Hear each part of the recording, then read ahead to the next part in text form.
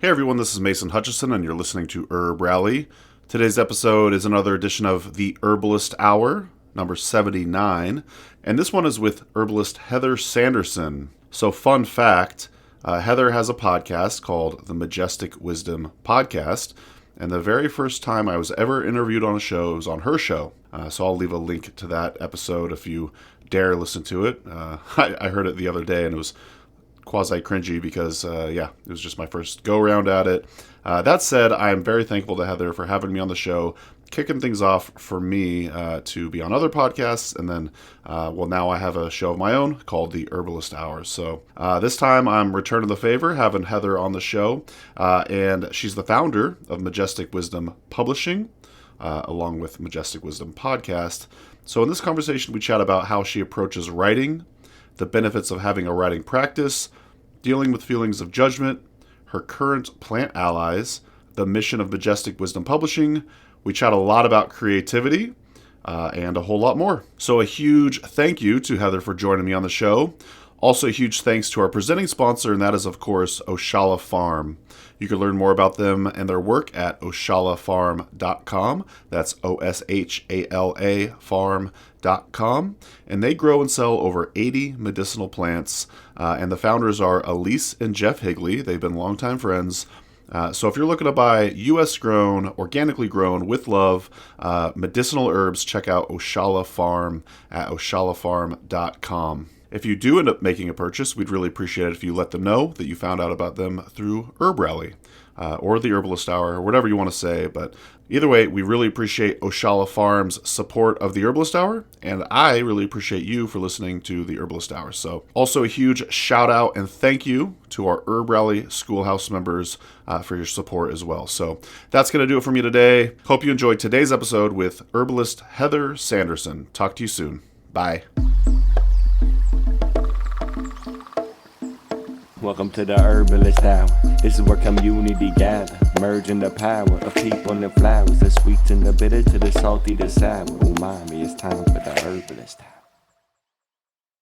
Welcome back to the Herbalist Hour. Today I'm really excited to have on my good friend, Heather Sanderson. Welcome to the show, Heather. Thank you so much. I'm so excited to be here. This is fantastic. And just to give a little background for the audience, Heather has a show. It's called the Majestic Wisdom Podcast. And that was the very first interview that I was ever on. So I'm forever grateful to Heather for getting me out of my shell. I actually listened to some of it this morning, Heather, and it was so cringy. But that's how you know how I've progressed, I suppose. I'm still quasi cringy, but improving day by day. So welcome to the show. Oh, thank you. And that was such a special experience for me too, because after that, you were like, I'm going to do this. I'm going to do it. Look at you. Look at what you've done. It's amazing. Thank you. Well and I've done a few other interviews since then, and then also now have my own show where I interview people. And I don't think I ever would have done it if I didn't go on the Majestic Wisdom Podcast. So let's get things kicked off right now. I've said Majestic Wisdom a couple times. The podcast comes from your publishing company, which is called Majestic Wisdom Publishing. I'm just kind of curious how that all came to be. Can you tell us the story behind the Majestic Wisdom Publishing? Yeah. Yes. We're going to frame which story to go with. So I used to work in what you would call traditional publishing at a big publishing company. So I had a background and a master's in publishing as well. And what I realized at some point along the way was I was choosing a path of working in publishing because I liked it, but also to prevent myself from writing for myself and putting my own work out there.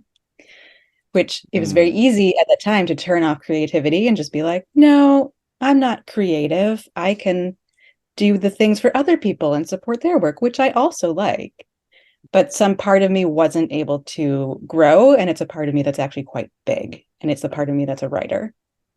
And so I had all of the knowledge from the industry to publish books. And I started to focus on the writing side of myself. And it started with like one tiny little blog post that was like 200 words. And it was scary to press go out into the world. And then it grew and grew and grew from there. And then I started writing. I made a commitment to write short books. I didn't know what they would be yet. But from that commitment came a plant, dandelion. And dandelion was like, hey, write a book with me. And I was like, I have no idea what this is going to be, but okay, let's do it. And that's how the publishing company came. The books came first. And then the company came after as the container, because I kept writing because the plants kept asking me to. And there have been more and more books that have come through since that time. And I put them out myself. So it's an independent publishing company, but with all of this background and knowledge from the plant world and the publishing world, and now my own creativity coming through. So after you published that first book, or the first blog post, I should say, was your second blog post publishing that? Was that a bit easier, or was it also still kind of difficult? It was difficult for a while. Yeah. I think there's a lot of fear of judgment and fear of what if it was good enough and all of those things at the time. Was it strong enough? And there was a piece of me that had been turned off for a long time that was trying to grow.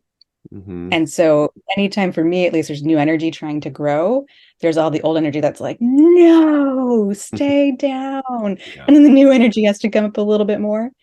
And over time, the new energy takes over. And so it did get easier. The post got easier. But the first time I published a book, I was right back to the square one of like, this is terrifying.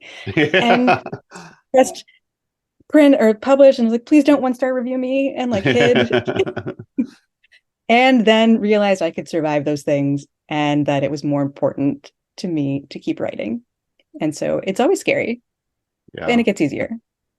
I have to ask, since you brought up the 1-star reviews, have you ever received a 1-star review? And if so, how did you handle that emotionally? Good question.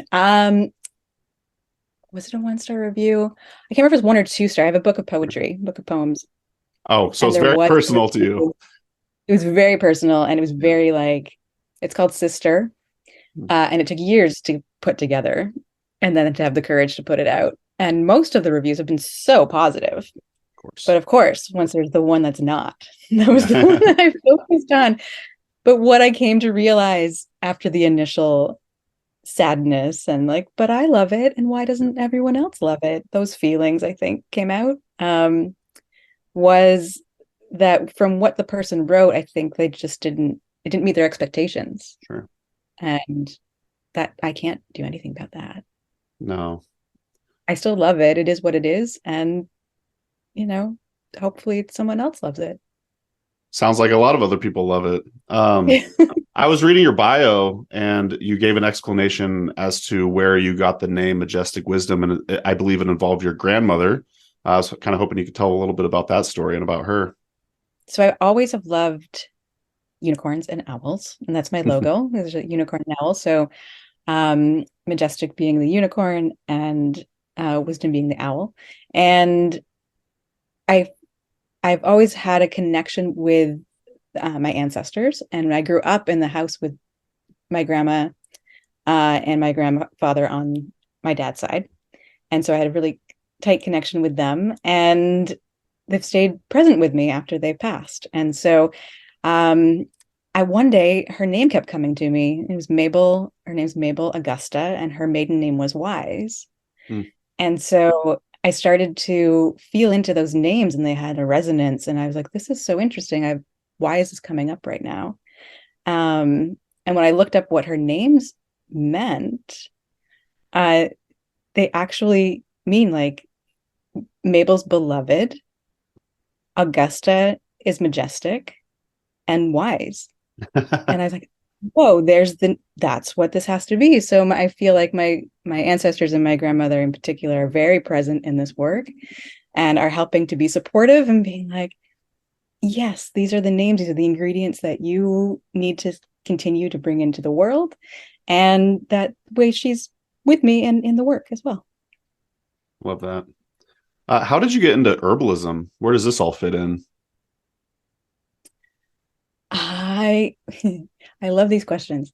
Thanks. I do. Here's why, because I'm like, oh, there's so many ways to frame this. Which story? I mean, I always, when I was a kid, wanted to be a witch.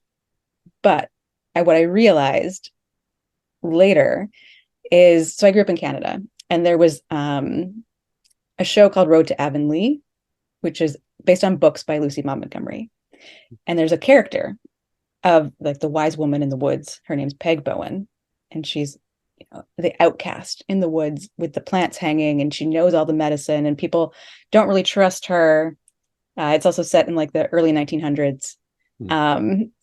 But I loved her, and I wanted to be here. And I realized she's the only model I had for what I was thinking of, which wasn't actually like a witch in the way we see them, but wise woman, wise person, wise medicine person who knows how to work with the plants. So it was very early on. And sort of the same story with the creativity, but then I kind of shut it down because there were no models. Yeah. There were no people doing this around me. And so I didn't think it was something you could do. Fast forward to being in my early 30s, and I was doing a yoga teacher training and a healer training with a group of women in Puerto Rico. And I mentioned this. And this one person was like, you know, you can study that, right? And I was like, what? Yeah. And she, yeah, here's a place. I'm in Brooklyn now. She's like, Third Route. It's in Brooklyn. It's not far from you. They have an herbal training program. You can work with the plants. And I was like my jaw, I froze. But I pursued that line, and that was my way to come into finding the plants. I'm going to say again, because I had a strong connection as a kid that got severed, and then we reunited later on in life. I could so relate to that. And the way you're speaking about creativity too, it sounds like, did you have creativity as a child, then it kind of went away and now it's back full force? Because I want to say I had a very similar situation, and same with the plants. You know, there was like that whole teenage years where I felt like very lost. And then I feel like as I got older, a lot of the things that are making me happy as I get older, I'm like, oh shit, I did this as a child. So I'm just kind of curious, is that kind of what it was like for you? You had a strong connection with plants, strong connection with creativity as a child, and you're kind of re-engaging with it as an adult here? Yes, for sure. I also got resonance chills when you were describing your story. Yeah, super creative as a child in all sorts of modalities of what you would call art, I guess. But like, I was always creating, always writing, always making things up, always drawing, always painting, always. And I could connect with the plants and the spirits and energies of the plants as the child so easily. Yeah. And I just wrote a chapter for a book on this as well, but it was like what I'm starting to see as the language, learning a language of separation. And for me, that came in through the school system, and grown-ups, adults telling me everything I could do wasn't useful or real or true or possible. It was all made up, and what's the point? And all of these things. And so I guess I learned how to shut myself off and down, which caused a lot of problems. A lot of like psychological problems, physical health problems, every possible way that, when, at least for me, I'm not connecting with myself, it results in complete chaos. Really. Yeah. And so it's been an effort of returning to those things that came so easily, because they are part of who I am. And I think they're part of who a lot of people are. And then throughout the course of life and learning, we kind of learn how to fit into the current society instead of honoring those parts. And they get lost and severed, and that results in a lot of damage. At least in my experience, what I've witnessed. Yeah, I mean, I'm just thinking back to when I was a kid. I won't throw anyone under the bus, but I remember I was probably like 10, and I really liked cooking. I have no idea why. I still do. Go figure. It was one of my artistic expressions, if you will. And I remember telling someone, "Oh, I want to be a chef when I'm older," and they were like, "Oh, you can't make any money doing that." And you know, my demeanor at the time was already kind of a very quiet, introverted kid. I just went with it. I was like, okay, I guess that's not happening. You know what I mean? So But then Yeah. go figure, now as an adult, like I really like, making culinary creations and whatnot. I feel very fulfilled by it. I don't have any future in being a chef, but yeah. Well, you're a chef for your family, I would imagine. Oh yeah. I Sometimes. mean, I probably cook 80% of the meals. Amanda Yeah. chips in, and it's delicious when she does it too. But yeah, absolutely. Yeah, I think it's important to find those parts of ourselves, those creative urges, and that they do have value. And Yeah, it might not be monetized value, but it's not totally. less important. So creativity seems to be a theme in your life. And as I was perusing your books pre-show, I saw it looks like you recently wrote a book, or maybe co-wrote a book with a friend on creativity. I'm just kind of curious if you could give us a synopsis of that book, and like, how do you feel humans' relationship with creativity is? Like, is that what the thesis of the book is about, or can you kind of explain more what's going on there? Sure. It's the creative being That's one, right. I think you're probably Yeah, thinking about. yeah. Yeah, so there's a series of books aside from the Dreaming with the Plants books that is called The Future is Possible. Because I've been so tired of everyone thinking and talking about how it's all doom and gloom and Uh, everything's going to be blown up. And it's like, well, how about what if it's not? What if we have infinite possibilities? What can it look like? So these books focus on that. And The Creative Being is with a friend, Jerome Barry, and he is in Paris and he's a filmmaker. And we met at a swing dance in Brooklyn 5 or 6 years ago now, that's awesome. because he was making a film. Hmm. And we've been friends ever since. I have been working on the film in little ways with him and supporting him. And, friendship has grown. And we talked about his film and his experience. But what I saw as the frame around it was that the film itself was a creative being. Mm. And it has like I could feel the energy of the film in the room that night. Mm. And it was like a swirl and something that I was like, I need to be a part of whatever this is. Yeah. And so the book is trying to help people who want to work with their creativity by reading a conversation with Jerome and I, and hopefully being inspired in their own way. And then to think about creativity as this, not necessarily coming through as a ego or an individual, or like it's about me, but a co-creation, Mm. a co-creation with another person, a co-creation with an energy that wants to come through, meaning like something that's intangible or invisible, or an idea like a film, a painting, a story. Those things aren't quote unquote real Hmm. until they're made, and they need to be facilitated through humans in order to exist. So it's about this co-creation with that energy and your own intuition and ways of making things come through from invisible or intangible into something that has form. Hmm. Does that make sense? Yeah. Uh, the book has things at the end, little like worksheets. All of my work is all about like, over to you. Oh, really? Take this Okay. and do something with it that may be related, may not be, but maybe something's been inspired. So there are prompts and ways to start to tap into your own creativity. Of perhaps it maybe it's super vibrant and it's Mm. like flourishing, but also it could be needing a little bit of attention and nurturing. And so some ways to find that. Um, yeah, that's in a nutshell.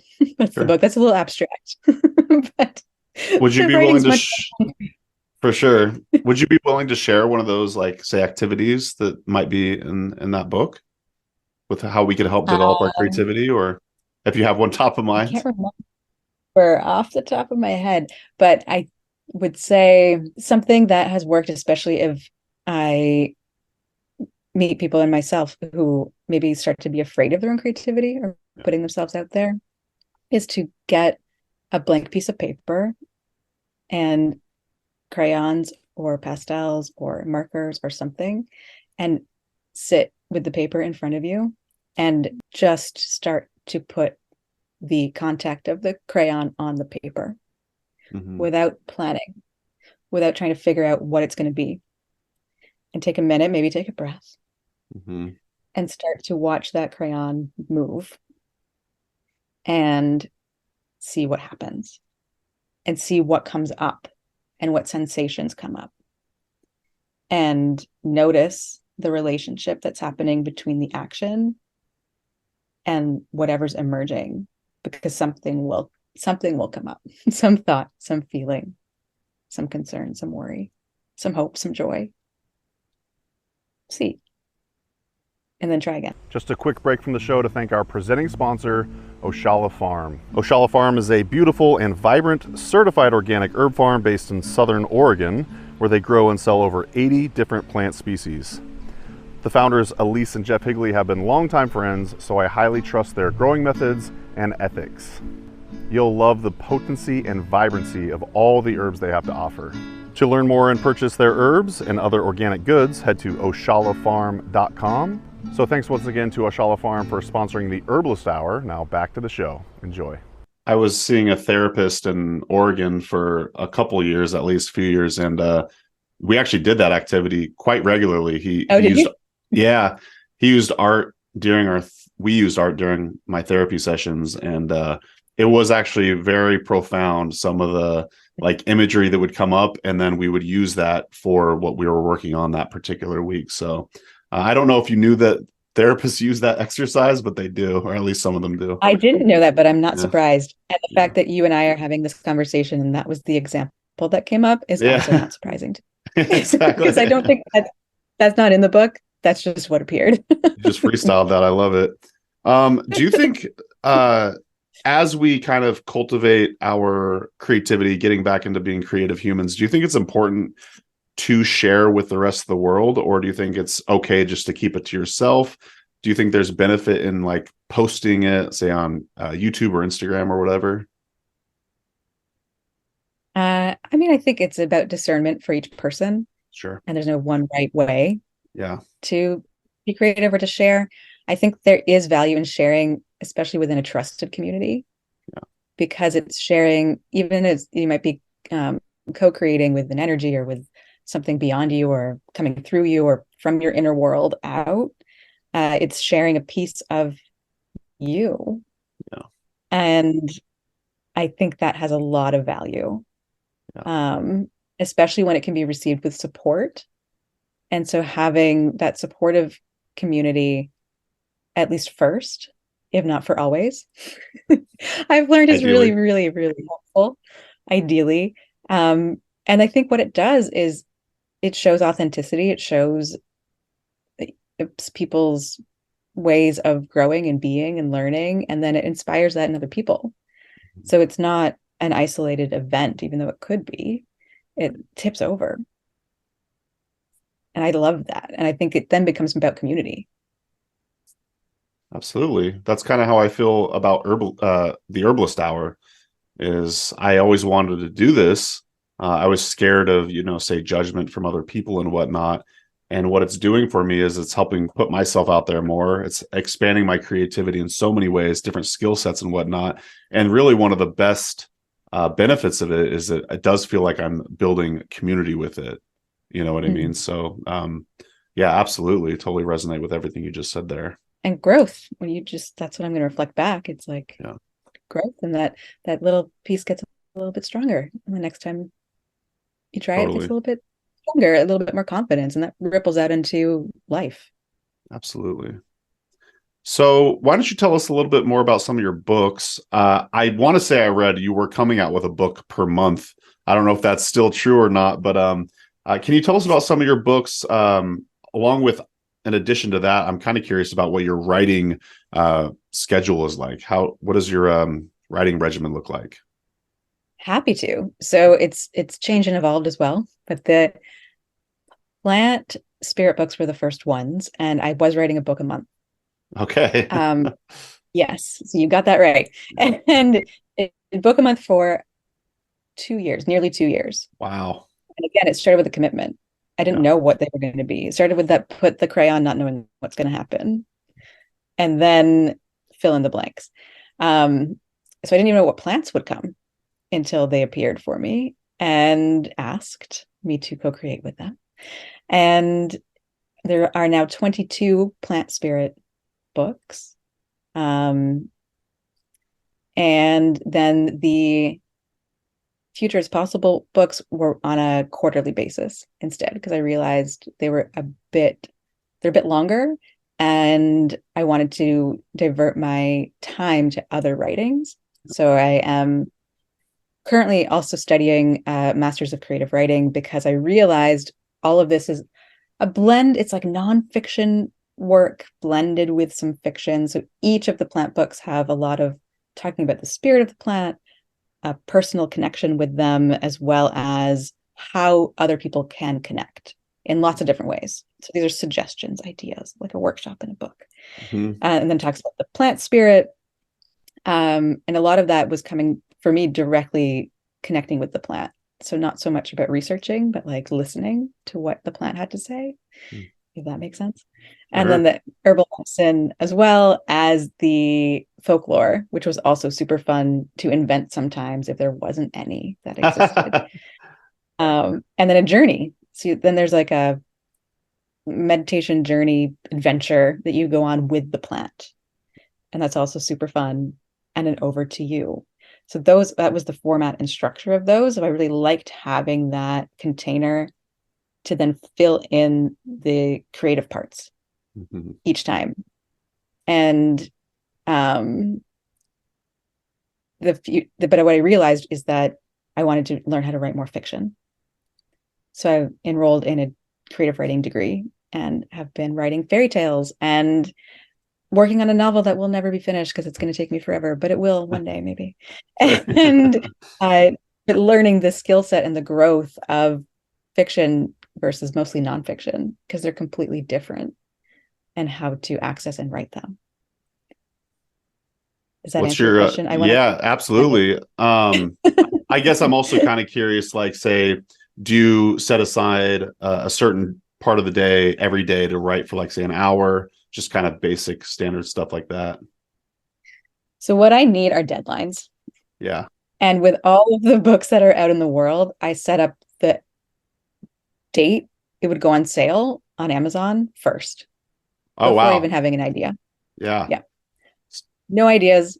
I made the cover and I put the book out with a date. Wow. So that I had no choice. I love that. But and so some of those were a bit more of a push than others, depending on life and what was going on. Sure. Some were more expensive and I had more time, but they always got done and delivered. Same with the Future is Possible books. I need more of that with I was like, class, there's deadlines, assignments, fairy tale has to be written. Yeah. You have to do it. You don't have to, but I do. And so I find that's really helpful, because otherwise I do not have an aptitude for consistency. I've realized I have an aptitude for commitment. Yeah. But not for getting something done consistently every day at the same time. That actually drains my energy. Mm. So it needs to be spontaneous, yet with it, you have to get this done combination. Yeah. I would love to be the person who gets up at 5 a.m. and writes their pages every day. Yeah. I am not. So it's kind of, other people might see it as like haphazard, but to me, it's like finding the connection at the times when it is calling, and that suits me well with some structure. Yeah. So I don't know if you're looking at fiction work as more of like a pleasure activity, but do you think you should put your fiction book on Amazon, say, in like 3 years? Then you got this deadline. I probably should. You're probably looking at it as more of like an artistic endeavor, though, I would imagine. It is, but what's interesting now that we're talking about this? I think I'm back at that starting point again with the like growth of like, I don't know how to do this. I don't know how to write a novel. Right. And I've been trying for a while, and I have a wonderful professor. Her name's Elizabeth McKetta, and she was so reassuring on this front, because she said that your skill will grow to match what it needs to be. You shouldn't have the skill first. Yeah. So keep just starting and growing. I think that's what we're talking about here. And like eventually you will get there. But you can't get there at the beginning without doing it. Yeah. And sometimes that still feels confusing and difficult, especially for a lot longer project when I feel like I don't know how. Yeah. Don't know how to do this. So I do absolutely everything I can to get out of doing it. Absolutely. Even I think even writing some of these short books was part of like, well, I can write these because they're shorter and I can complete them. And that I don't have to write that over there. The big thing. Right. Yeah. Because it's scary and gigantic. Oh, I wouldn't even know where to begin with a fiction book. So Infinite World. Jerome, actually, I know it's gigantic. Yeah. And distraction sometimes fun and valuable because I ended up writing a fairy tale recently that Jerome, who was the filmmaker, is going to illustrate. It's a kid's book. Oh, that's awesome. So we're working on that. So there's lots of side projects when I'm trying to get out of writing the big project, but also they're fun and fulfilling and exciting. Absolutely. Well, I know another facet of you and your work is you're a Reiki practitioner. And I was looking at your upcoming events. This will be gone by the time this is published, but you're teaching a class where I want to say you teach about the origins of Reiki. And I'm just kind of curious if you could explain to us the origins of it. I've never heard where Reiki comes from, but also maybe some of the benefits and why you are a Reiki practitioner. So yes, in the Reiki 1 training. So I'm a Reiki master level practitioner and teacher. Wow. And I love teaching the Reiki 1 in particular. It's really special to me. And it's one of the most favorite things I do. And there is a training tomorrow. So what we're going to do is cover some of the foundation. And Reiki does come to us in the way that we have it here in the West through Japan. Okay. And a person named Dr. Yusui.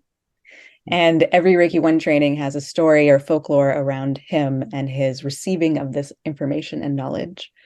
And the way I've been taught is that he, was a monk or a doctor, or there's lots of names that he might have been. Maybe he was all of them, but he went up a mountain to meditate and to seek healing or healing energy.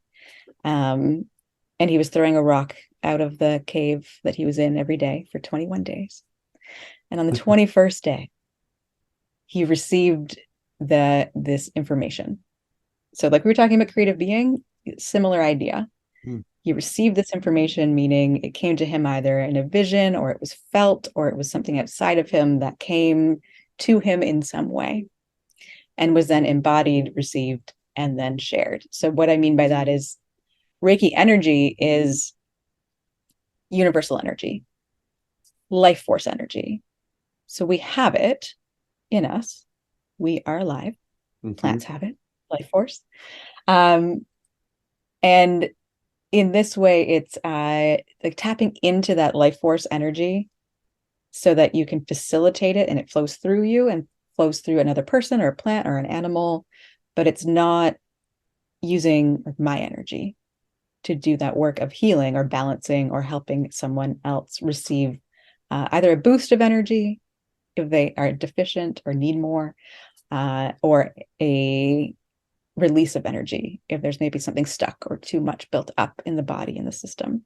So it's bringing in this like pure life force energy, helping bodies to balance, helping energy to move, release, be refreshed, replenished, whatever is needed. And the energy is super smart, really intelligent, and knows where to go, and knows what to do.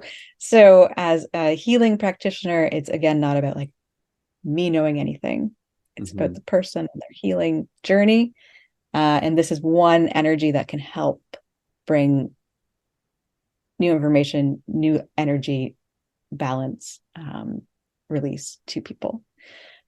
Some say it originated way beyond or before Dr. Yusui. So this is the Buddha or Jesus or hands-on healing. To me, it's all the same energy. It's just we all slice it up and talk about it in different ways. We're all trying to describe the same things, even the chakras, even like things like that. Mm-hmm. But this is one way to learn how to be a conduit for energy that can be healing in some way. Yeah, because you're not actually touching the person, right? It's kind of like there's some distance there. There can be. My hands are usually either slightly touching someone or above. Gotcha. Depending. And in the Reiki 1, you get attuned to this energy. So it's like it gets switched on. And you learn the traditional ways to place your hands above or on the body in different places. Yeah. It can also be offered distance, which blows minds, but like I could offer it to you not being in the same state. Well, I was gonna ask you about that because during our interview, we did a plant medicine reading at the end of our episode. Which, by the way, do you remember which plant you read for me? Yeah, I think it was white borage. you got it. Yep. Yeah. Yeah. You were also about to meet oatmeal or oat pretty extensively at that time too, I remember. Yeah, I was on your own. I was all over the oats. I still am. Yeah. Which, just a little sidebar, Amanda and I, in our new yard here in Appleton, Wisconsin, we actually planted some white borage seeds. And I'm telling you, they are thriving. They still are. They're like vegetables in our front yard. Like, I've never seen such happy, healthy borage, at least in like a brand new, garden. So pretty sweet to see. And I'd only seen like the blue variety prior to that. So. Oh, I love that. Are they blue or purple? I think they're blue. Purple. Okay, cool. Sweet. Yeah. Purple. But yeah, like, are you using some sort of like, say, similar energy with the plant medicine or the plant spirit readings along with the Reiki? It's a similar thing going on there? Similar in the sense that it's, again, something outside of me that's coming to me. Sure. In some way. So like some people call it channeling or that kind of intuiting, seeing, knowing. I think this goes back to, again, for me, childhood and being able to see spirits of the plants, being able to see the things that were imaginary. Yeah. And now being able to see them again and feel them and know for myself, oh, that's that energy. I can feel it around me. Oh, that's that energy. I can see it around me. Yeah. So say for like the non-believer or whatever, like the more like say sciencey type person, do you even bother or care? Or are you just like, I know what I do. I know what I offer. And it's beneficial for my clients and whatnot. Does it even cross your mind? It did for a while. Now I try to bring together as much science and non-science as possible, depending on the audience and depending on what who's before me. At the same time, what I really, really strive in all of my teaching is to have people find their own experience. So to me, it doesn't matter. No one's right or wrong. My way isn't right or wrong. Neither is, like, I love science. Yay, science, go science. But like, it's not the only thing. And so to me, it's like a blending of all of the ways that we can see the world. And some people are going to have a particular way in, and to learn how to trust in your own experience, which is really hard for a lot of people for so many reasons. But that is more important to me, so that it's embodied. And there starts to be a feedback loop of learning how to trust oneself and to not trust what I'm saying or what you're saying, and to find your own way in. And that might be contradictory to official findings of what science can do. It might be in alignment. It's okay. Like, it's not black and white. Sounds like you've given this some thought before. That was really well answered. And yeah, I mean, every time I feel like I know something, the universe tends to like humble me and show me the other perspective of that. So I'm all about it. I totally think and see that there's energy all around us. So I've never had Reiki done, but yeah, I'm not opposed to it. I'd love to try it at some point. Do you, I know you teach it. Do you also see clients and whatnot? Can people come see you? I do, yeah, not as often as I used to, but definitely I do distance sessions. It's the easiest. I don't have a physical space. The pandemic kind of outed a lot of us. We're like, we were going to hide that we can do this, and then we're like, well, now we can just tell you and offer it from far away. Yeah, there you go. So isolation kind of led to this like proliferation of trust in that way. So I do, but not physically as often. Virtually, yes. Right on. I want to say that's majesticwisdompublishing.com. We still got more questions, though. This is not the end of the show. Are there any plants you're currently working with? And if so, will these be in the next books? Or just kind of curious what you're working with these days? Ooh. Yeah, I mean, nettle's always one of my deep allies. Oak has been calling my attention lately because in Brooklyn, at least, the trees are flinging down acorns. Yeah. You can hear them crack on the street and on the cars. Oh, It's wow. physically like trying to get attention. It feels like I'm over here. Don't forget me. But what's been coming up a lot recently has been birch. Yeah. And birch feels to me like always an initiator, one of the first trees to be on the scene after something that's been devastating.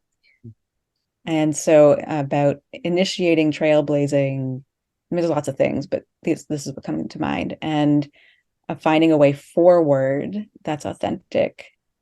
And if you see birch, even like a full moon night, they're all bright white bark. So like lighting the way for yourself, for others, these kinds of ideas that maybe it's the state of the world or maybe it's personal. I'm not clear, but birch has been very strongly wanting to help in some way. And I like to think it's about finding the light and leading. I love that. Yeah. Birch is just always so stunning when you're walking through the forest and it's nothing but, conifers and evergreens and whatnot. And then you stumble upon a patch of birch. It's just so magical. So magical. Yeah. I used to read books in one of the branches of the birch tree at home. I would sit there. So you have a relationship with it already, I do. Yeah. Ever since I was a kid, I was outside all the time. Yeah. Playing with my friends. Up in Canada. Up in Canada. All my tree friends. So I've always been curious. You're in Brooklyn now. Yep. What brought you to Brooklyn? And I'm not sure if you went straight from Canada to Brooklyn, but what brought you to Brooklyn and what's it like for a plant person such as yourself living in Brooklyn? Because that's a pretty big city, isn't it? It's a pretty big city, yeah. I happen to love it here. What Looks brought me like here it. at first? Thanks. Yeah. What brought me here at first was a job relocation. Okay. So working in publishing, I was offered a job at the New York office. Sure, said yes in 30 seconds on the phone. Great, let's do this. And so it was a difficult time in my life, and I think part of me just wanted to be replanted somewhere else personally. And I'm lucky I did move here because this is where I met all of the healing community, which didn't exist at home. So I came to New York to heal. Wow. Which is not the story people have. Right. But it was very, very true because all of the healers were here and they've led me into so many interesting paths and ways.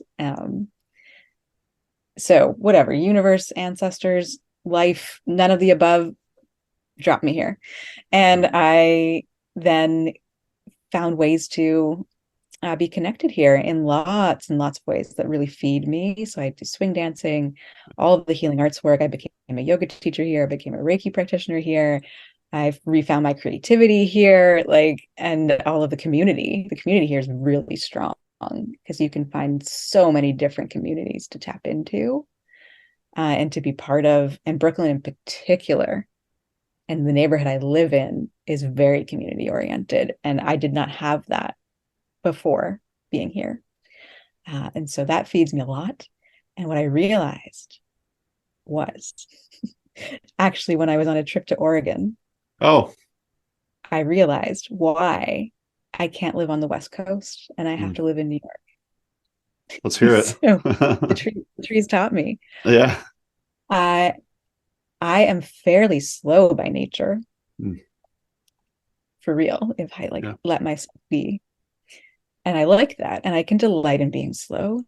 Great. Same with the needing a deadline. Otherwise I Sure. won't get go. I'll just blah.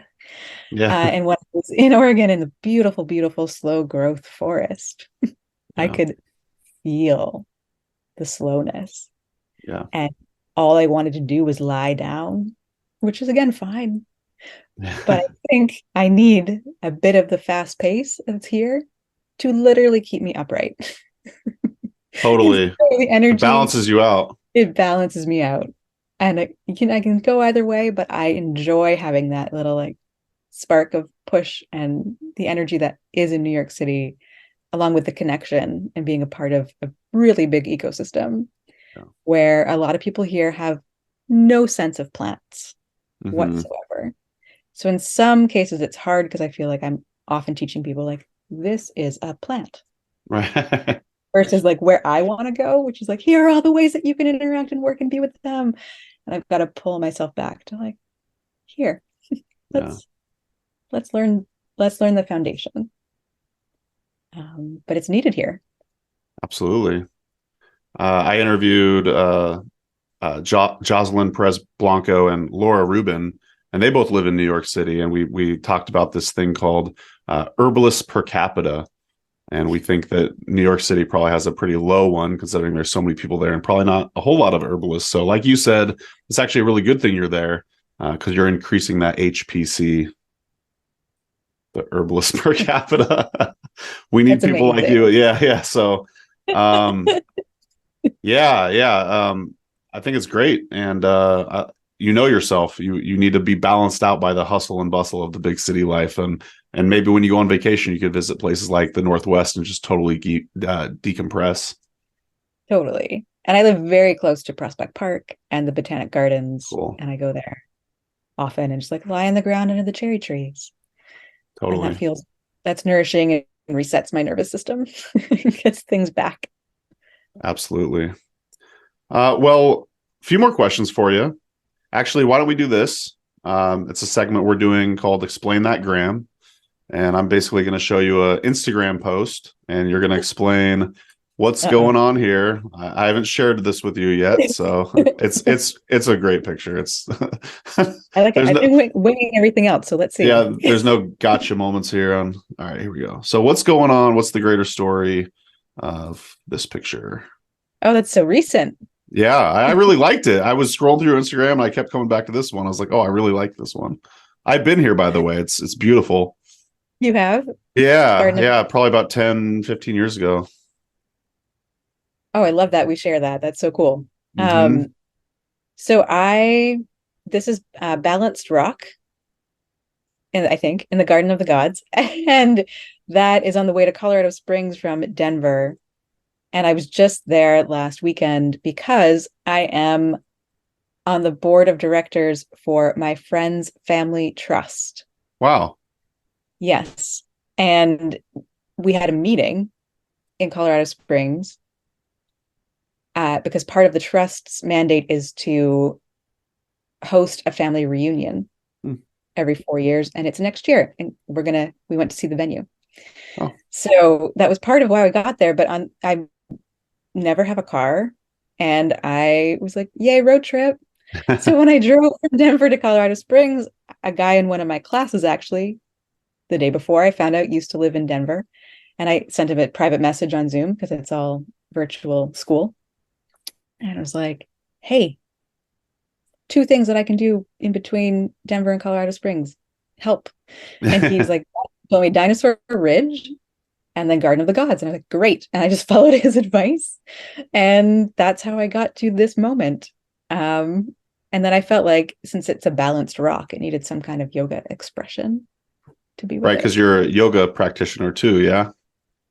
Yoga practitioner and teacher as well, yeah. You do it all. Did you see I want to say it was like the kissing camels at the Garden of the Gods? Was that a thing? They're there. I didn't see them. I saw a Oh, postcard of them though. gotcha. Okay. Yeah. Almost counts. Awesome. Well, thanks for sharing.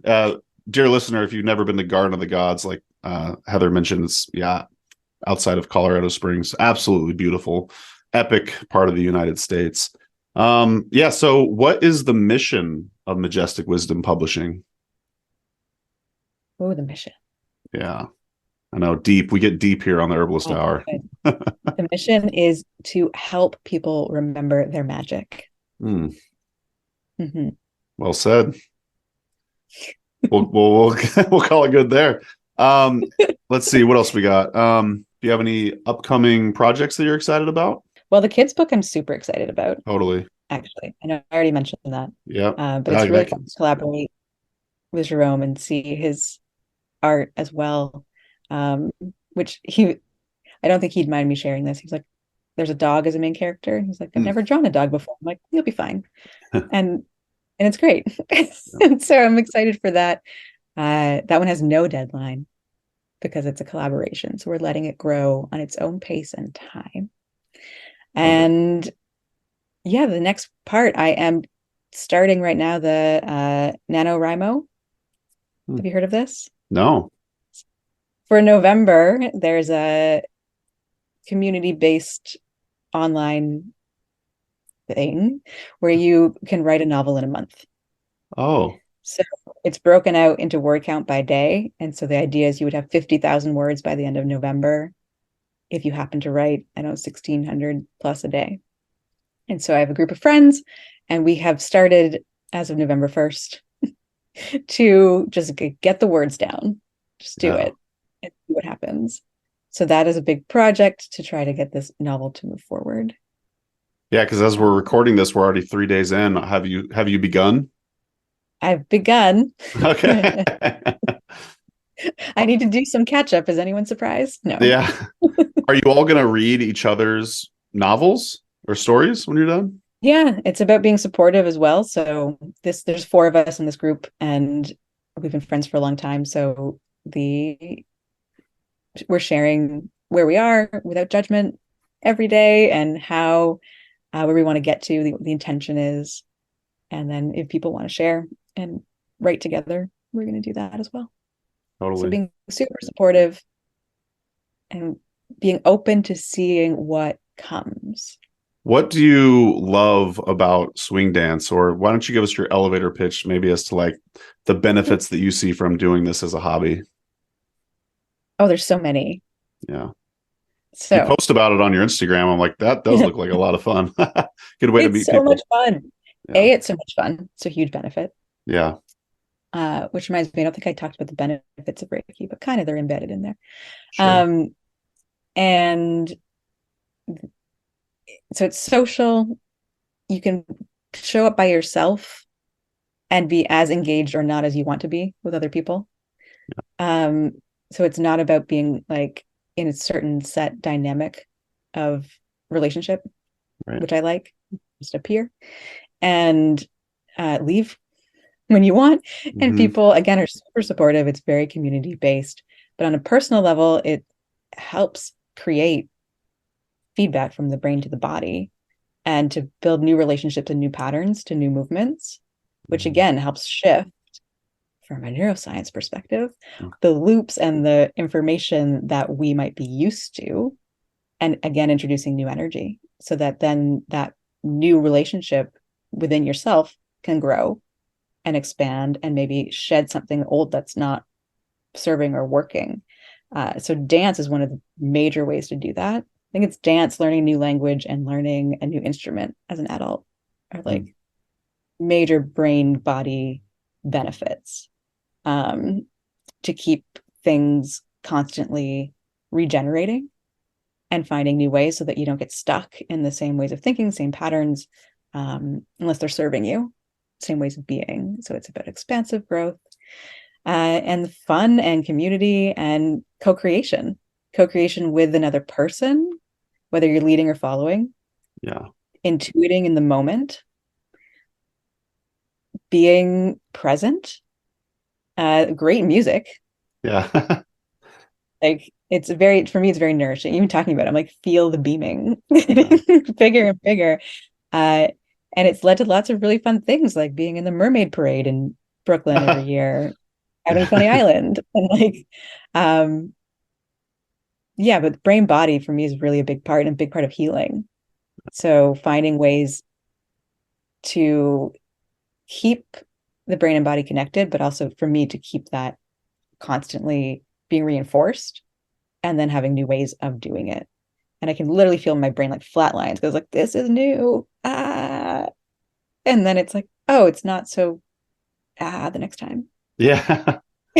Does that make sense? Well, I'm guessing there's moves that you have to learn when you first get into it, and that might feel awkward at first, but I'm kind of curious, as you get more used to it and have more fun with it, do you find yourself like, say, getting into a flow state where you almost not even thinking about it?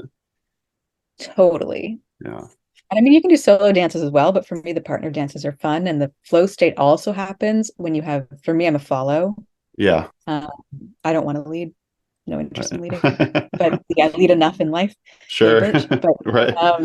In this case, I'm a follow, and I love when you can feel the trust with another person. Yeah. And then really let go and be very present in the moment and play and Yeah. co-create. And you can like lead tiny bits as a follow too, and just sort of throw something at the lead and they might pick it up, they might not. Wow. But it's an exchange of going back and forth and pushing and pulling and being with the energy. And every dance is a new creation. Yeah. It's creative and it's co-creative. That's so every cool. single time. So you get to do that in a 3-hour dance, like 50 times. Wow. When you do if you're being led and you throw something at the leader and they don't pick up on it, does it fall flat and feel awkward, or is it just kind of like it's part of the art that you're creating there and you just move on to the next one? I think this is a good question too. There's a distinction between it. So like as a follow, you never want to back lead. You never want to like try to anticipate what the lead is going to do.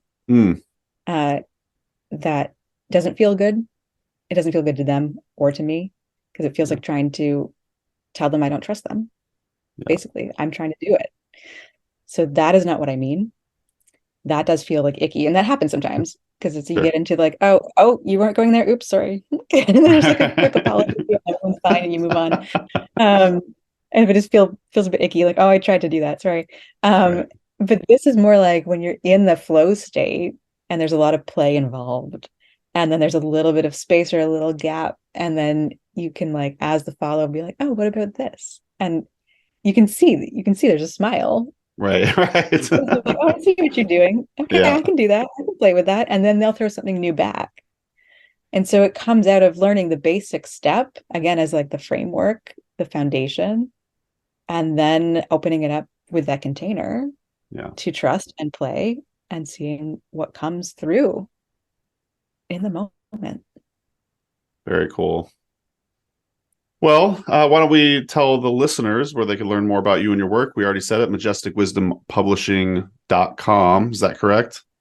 That's correct. Yep. And Heather, I know you haven't released a podcast episode in a while. I'm not sure if you're still going to be doing that, but you could also search Majestic Wisdom Podcast in your podcast player of choice. But yeah, other spots you want to send people?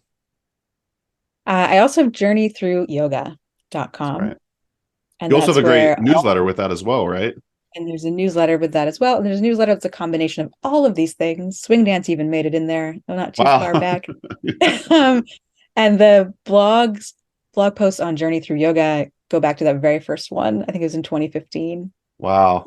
And there are a lot of posts there, all about really bringing yoga and the philosophy into everyday life. So cool. Every single thing on there is about how to make these things not only be theoretical or on the mat, but what it means to translate it into everyday life. And that's really strong through all of my work as well. Because it's not just like, as much as it can be for fun, it's also like, why bother? Why bother doing these things? And here's some reasons. Maybe this, maybe that, maybe healing, maybe psychology, maybe. Yeah. So trying to meet people where they are and not where I am by being like, here, try maybe these things. Which website would someone go to work with you one-on-one? One-on-one would be thejourneythroughyoga.com. Okay. That's Awesome. the most information about sessions and trainings and all that sort of stuff. And then the Majestic Wisdom Publishing is really focused on the books right. with some bookish events.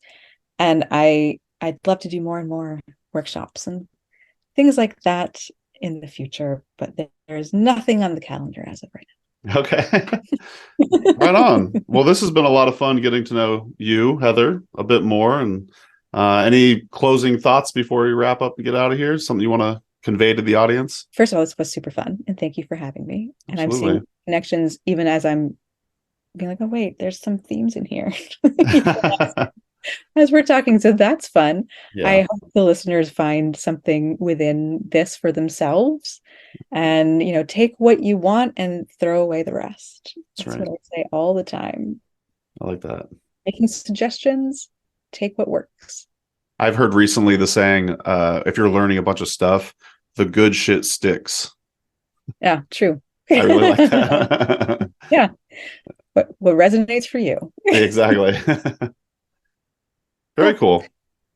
Well, thanks, Heather. Thanks, dear listener, for tuning in, and we'll see you in the next episode. Thanks so much, Bye-bye. Mason. Thank you. We'll talk soon, all right? Okay. Okay. Bye-bye. Bye. And that's going to do it for today's episode. Thanks so much for listening to the Herb Rally podcast. If you'd like to hear more from us here at Herb Rally, we now have a text message community, believe it or not. Basically, it's just updates from us. We send about 1 to 7 texts per week, notifying you about new events, videos, courses, podcasts. You get the idea. It's pretty much like our email newsletter, just in text form. So if you'd like to receive text messages from Herb Rally, just text JOIN, that's JOIN, to the number 541-256-2895. Again, that's JOIN to number 541-256-2895. And to stop receiving text, that's easy too. Just text STOP to the same number. It'll opt you out immediately. Okay, thanks again for listening. Have a great rest of your day.